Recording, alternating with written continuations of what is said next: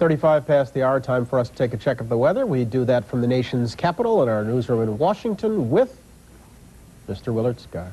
Hey, thanks, Brian. Thank you, Marty, for sending me down here to my beloved city. I picked corn yesterday, sort of like I do up in New York all week, only this was the kind you could eat. Here is my friend, Nancy. The Jensen account is sponsored by IBM and the new IBM Personal System 2, the next generation in personal computing. Here's Jane. Thank you, Nancy. You have heard of soft rock, hard rock, acid rock, or heavy metal, where our chief financial correspondent, Mike Jensen, has discovered yet another kind of rock, biz rock. Rock for the yuppie generation, and I can't wait to hear all about it. Jane, this is a rock group called the VPs, a banker and 3 advertising executives, all in their 20s and early 30s. They take rock hits, put in their own lyrics, and call it biz rock. The Tunnel would like to present the world's greatest rock biz band, the VPs.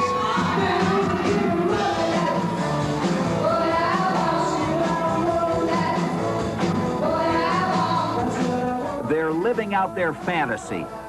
This is what they do by day. Morris Rabinko is a corporate banking officer at First Chicago. He spends his time doing credit analysis. At the bank here, it's just, you know, I'm just another person at a desk, you know, quietly doing my work, and almost anonymously at times. No spotlights. You know, then you get on stage and suddenly, you know, you're in front of this crowd and people dancing and playing, you know, raucous rock music. It's not the typical thing that bankers are associated with. At night, Morris turns into a rock guitarist. This is a recording session for the VP's new song, Stockbroker on the Line. This crazy market's gone up way too high. Looked at That's Jennifer Hoadley, the VP's vocalist. Had to get my stockbroker on the line. Really well. By day, she's an executive at Gray Advertising. She works on the Butterball Turkey account. And she thinks her day job has helped her with her night job.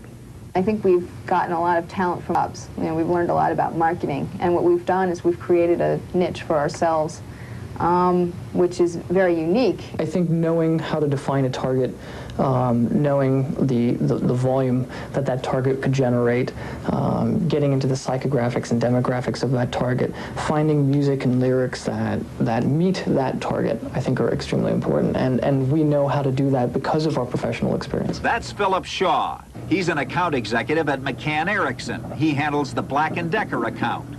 He also sings backup and plays the bass. Stockbroker on the line. Then there's Jim Clash, the group's leader. He gave up his job as an advertising executive working on the Dunkin' Donuts account to work at music full-time. He thinks he has it figured out. There are a lot of talented people out there, a lot more talented than we are, who are never going to make it because they aren't business people, they don't know how to market themselves, they don't know how to find a niche. We found a niche, it's biz rock. And we're the world's hottest biz rock band right now. They're the hottest because they're the only. And they're getting attention because they're very clever self-promoters. They put together this video to help sell themselves. Remember, insider trading is wrong and it's against the law. If someone offers you an inside tip, Just say no. Their recording of a song called Insider Tradin came out just before the Ivan Boesky scandal broke.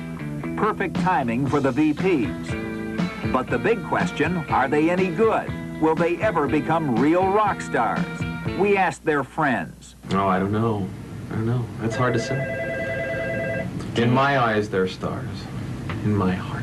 I mean, there are probably more talented bands, but I think they're peaking a certain part of popular culture right now, and I think that's going to hit. And in the end, does it matter if they become a hit? Or is what's really important for these 4 executives, these future VPs, if you will, that for a moment in time, they are transported away from their desks and into another world? Philip Shaw says it best. We were playing at the Saint. The crowd was only like about 1,000 people, but the synthesizer wash, and you really couldn't see the crowd, made it sound like 20,000 people. It sounded like, you know, this is a phenomenal crowd. And it just struck my mind at that point, that's what Mick Jagger feels like before he goes out on stage. And it was an incredible feeling. You feel like you're the center of an amazing amount of attention. You feel like you're the center of the universe.